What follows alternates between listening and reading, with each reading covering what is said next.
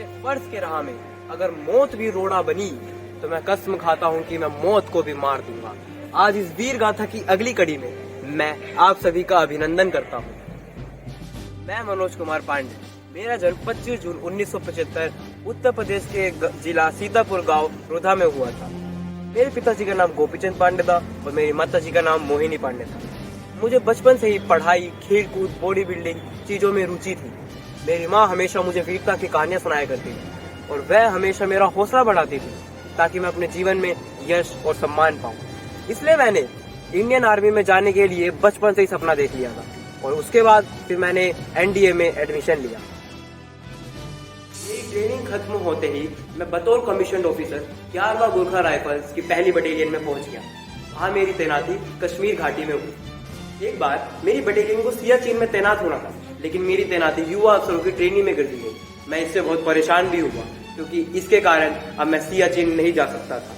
फिर मैंने अपने कमीशन ऑफिसर को लिखा कि अगर हमारी टुकड़ी उत्तर ग्लेशियर की ओर जाए तो हमें बाना चौकी मिली और अगर कहीं हमारी टुकड़ी सेंट्रल ग्लेशियर की ओर जाए तो हमें पहलवान चौकी मिली। और दोनों ही चौकियां बहुत मुश्किलों से भरी हुई थी और फिर आखिरकार मुझे 19,700 फीट ऊंची पहलवान चौकी पर डटे रहने का मौका मिला।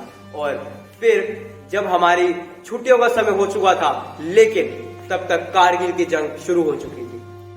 कमांडिंग ऑफिसर को जंग में लड़ने के लिए अनुमति मांगी क्योंकि मैं अपने देश के लिए लड़ना चाहता था। फिर मैंने युद्ध के दौरान अपनी माँ को आखिरी खत लिखा जिसमें मैंने उनसे कहा कि वो ईश्वर को प्रार्थना करे ताकि मैं अपने दुश्मन को अपनी मातृभूमि से खदेड़ सकूं। उसके बाद मैं अपनी 11वां गोरखा राइफल्स ई कंपनी को लेकर खालूबार मिशन के लिए निकल पड़ा। वहां पाकिस्तानी सैनिक ऊंचाई से हमारी हर एक हरकत पर नजर रख रहे थे और ऊपर से फायरिंग भी कर रहे थे। उनसे बचने के लिए हम धीरे धीरे आगे बढ़ते रहे और उन पर काउंटर अटैक करते हुए और हैंड ग्रेनेड फेंकते हुए मैं भी आगे बढ़ता रहा। फिर मैंने पहले अपनी टुकड़ी को एक सुरक्षित स्थान पर पहुंचाया और फिर जवाबी कार्रवाई की रणनीति बनाई और जिसमें मैंने कहा कि सूरज उगने से पहले हमें सारी खालूबार पोस्टों पर कब्जा करना होगा क्योंकि सूरज उगने के बाद दुश्मन हमारी हर एक हरकत पर आसानी से नजर रख सकता था।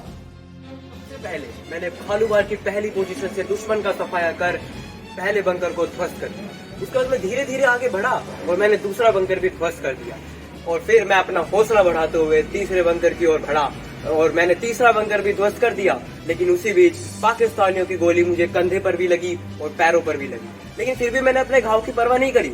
मैं आगे बढ़ता रहा अपने हौसले के साथ और अपनी टुकड़ी को आगे लेकर मैंने चौथे बंकर की ओर बढ़ा और मैंने एक हैंड ग्रेनेड चौथे बंकर की ओर फेंक दिया।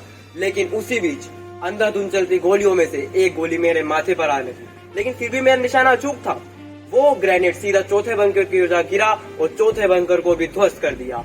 और फिर मैं जाते जाते नेपाली भाषा में बोल गया, ना छोड़ूं, जिसका मतलब है किसी को भी मत छोड़ना। और फिर मुझे शहीद होते देख मेरे बटालियन साथियों ने 6-6 फुट पाकिस्तानी सैनिकों के सर धड़ से अलग कर उन्हें मार डाला और हमारा विजयी तिरंगा लहरा दिया और फिर हमने जय हिंद जय भारत का नारा लगाया।